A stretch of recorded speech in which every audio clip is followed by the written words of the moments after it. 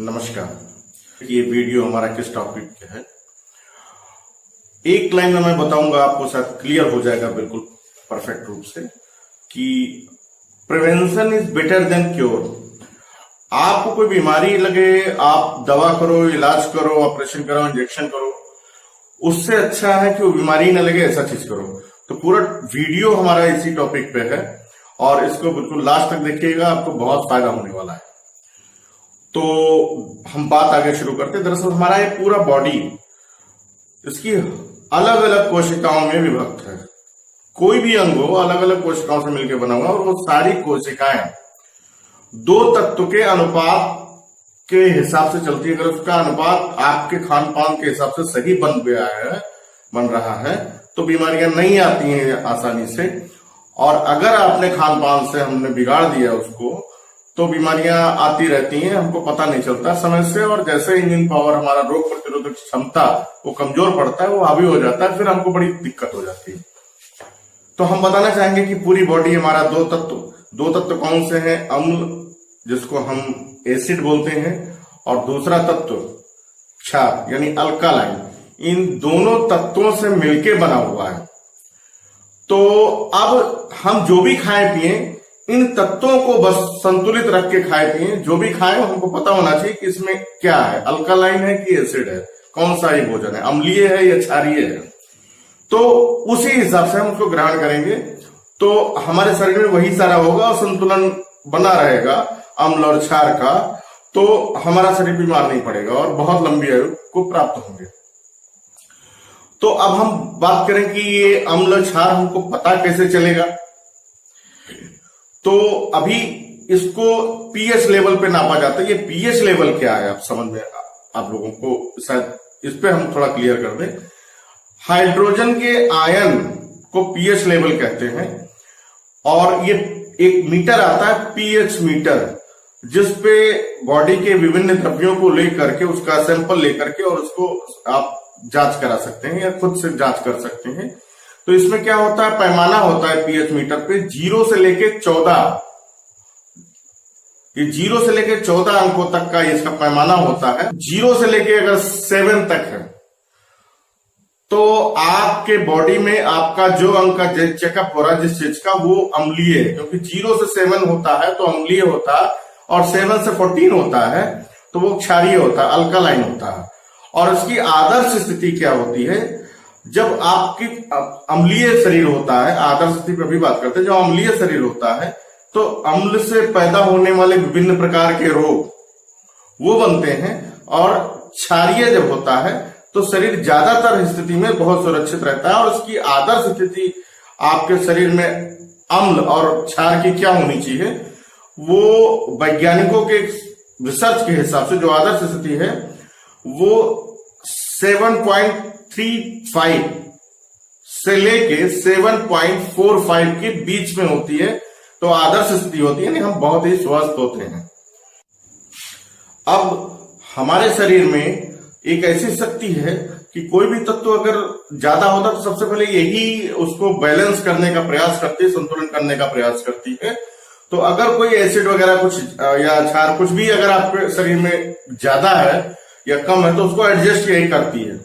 सबसे पहले कोई बीमारी आने से पहले ये उसको संभालती है। जैसे हमारे शरीर में मान लिया एसिड ज्यादा है या कोई भी जो भी दूसरी चीजें हमारे शरीर में ज्यादा है, उसको कम बनना है तो ज्यादा है, तो कैसे करती है इसको, वो जब हम सांस लेते हैं तो कार्बन डाइऑक्साइड बाहर निकलती है, उसके माध्यम से वो कोशिश करती है बाहर निकालने का। हमारे शरीर में जब पसीना होता है तो उसके माध्यम से वो बाहर करती है। और अगर हमको यूरिन लगती है तो वो किडनी वो वर्क करती है कि वो सारे एसिड को जो या फिर अल्कलाइन है, जो भी चीजें ज्यादा है आवश्यकता से, उसको बाहर करके शरीर का संतुलन बनाए रखे। तो हमारा जानना ये बहुत आवश्यक है कि आखिर हम क्या क्या खाते हैं तो हमारा शरीर अम्लीय हो जाता है। यानी कौन कौन से ऐसे भोजन है जिसमें एसिड ज्यादा होता है, नहीं हम उसको खाते हुए एसिडिटी ज्यादा एसिडिटी हो जाती है और बहुत सारे रोग उससे होते हैं। क्या क्या होता है देखिए, सबसे पहले जो हम पका पकाया जो भोजन खाते हैं, वो सारे भोजन में एसिड की मात्रा ज्यादा होती है। अब उसमें क्या क्या है आप देख लीजिए, जैसे तली भुनी चीज है, मिर्च मसाला है, मांसाहार है, पैकेज्ड और प्रोसेस्ड फूड है, इसके अलावा आपका कार्बोनेट ड्रिंक्स है, कई सारी चीजें इधर जो वेस्टर्न डाइट है, ये सब एसिड को बढ़ाती हैं, शरीर में अम्ल के पार्ट को बढ़ाती हैं और संतुलन खराब करती हैं। इसके अलावा और क्या खराब होता है, और कुछ एक्टिविटी से खराब होता है संतुलन। सबसे पहले तनावग्रस्त अगर हम रहे तो फिर एसिड की मात्रा बढ़ जाती है। और क्या होता है, अगर हमको नींद कम आती है या हम नींद कम लेते हैं किसी भी वजह से, तो फिर हमारा शरीर एसिडिक हो जाता है। उसको न्यूट्रलाइज करने के चक्कर में हमारे शरीर में आप ये समझिए कि इंसुलिन की जो कार्य क्षमता है वो घट जाती है।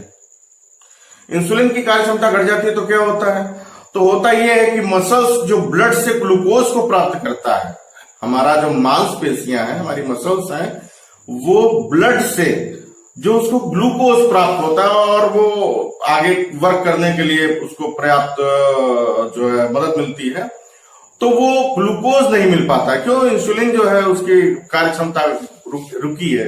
तो इस तरह से हमको डायबिटीज भी हो जाता है। आप देख रहे हैं इधर हेरिडिटी के माध्यम से पहले होता था कि जिसके परिवार में शुगर है उसी के खानदान में, उसी के परिवार में पीढ़ियों में होता है शुगर। लेकिन अब क्या है, अब ये एसिड की अधिकता की वजह से हेरिडिटी का जो एक फार्मूला था कि हेरिडिटी जिसमें शुगर का बीमारी आगे बढ़ता है आगे की पीढ़ियों में, तो वो अब बहुत ज्यादा मिथक उस पर निकल रहा है कि अब क्या होता है कि एसिड बढ़ने पे अम्ल की कार्य क्षमता, अम्ल जो है ज्यादा होता है तो इंसुलिन की कार्य क्षमता घटती है, इससे डायबिटीज बीमारी होती है।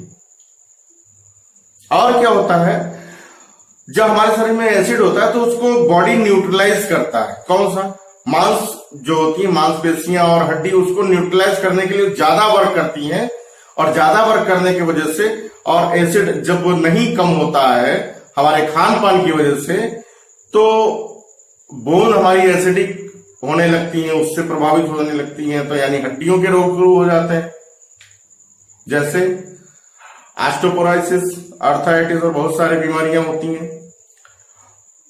दूसरी चीज, अब और भी बहुत सारी चीजें हैं जो प्रभावित करती हैं, हमारा शरीर एसिडिक होता है, आगे चल के बहुत सारी बीमारियां लगती हैं, जैसे हाई बीपी, पेट संबंधी बहुत सारे रोग, आपका हृदय रोग, और तो और जो कैंसर, इतना घातक बीमारी आजकल आप देख रहे हैं हर कॉलोनी में कहीं ना कहीं किसी न किसी पड़ोस में कोई ना कोई जो है कहीं सुनने में आता है कि उनको कैंसर हो गया। तो वो बीमारी, इतनी घातक बीमारी, इसी वजह से ये ज्यादा हो रही है। तो हम आपको बताना चाहेंगे एक बार फिर कि क्षार और अम्ल अर्थात अल्कालाइन और एसिड की जो हमारे शरीर में मात्रा या अनुपात होता है, वो अनुपात क्या होना चाहिए? 20-80 का रेशियो होना चाहिए। 20% एसिड होना चाहिए, एसिडिक भोजन आप ले सकते हो ज्यादा से ज्यादा, और 80% अल्कालाइन फूड आप लो। 80% अल्कालाइन क्षार का प्रोडक्ट आप लो। अभी हमने एसिडिक भोजन आपको बता दिया है कि एसिडिक भोजन में क्या क्या होता है। अब हम बताएंगे, आपको जिज्ञासा होगी कि क्षारीय भोजन कौन कौन से हैं, तो कहीं नोट कर लीजिए। क्षारीय भोजन कौन है?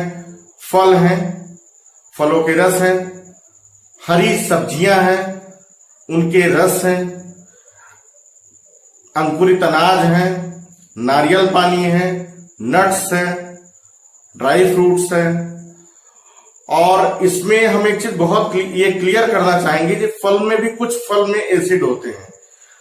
अब जैसे हम बात करें कि जो फल, अब आप इस तरह से समझ लीजिए कि जो फल कच्चे होने पे खट्टे होते हैं और पक जाने के बाद मीठे होते हैं, वो सारे फल एसिडिक होते हैं।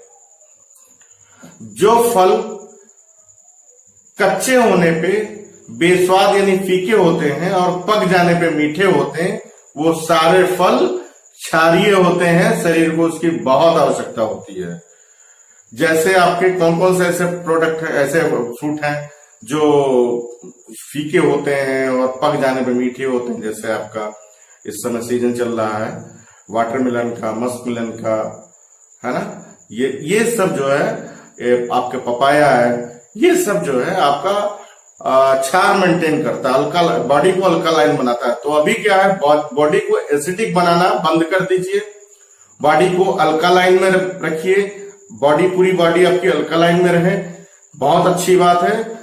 अगर आपकी बॉडी अल्कालाइन होने के साथ साथ पीएच मीटर पर 7.35 से लेके 7.45 के बीच में उसका आता है। अब एक पल के लिए रुकिए और सोचिए कि सुबह से लेकर रात तक आप क्या क्या खाते हैं। क्या आप अपने शरीर में अल्कालाइन फूड पहुंचा पाते हैं? क्या आप अपने शरीर को अल्कालाइन बॉडी बना के रख सकते हो या रख रहे हो? कमेंट में इसका जवाब जरूर दीजिएगा। और इसके साथ ही अगर आपको ये वीडियो अच्छा लगा हो तो सब्सक्राइब करिए, हमको लाइक करिए और अपनों में इस वीडियो को शेयर करिए। तो फिलहाल के लिए स्वस्थ रहें, मस्त रहें और शरीर को अपने अल्कालाइन बना के रखें।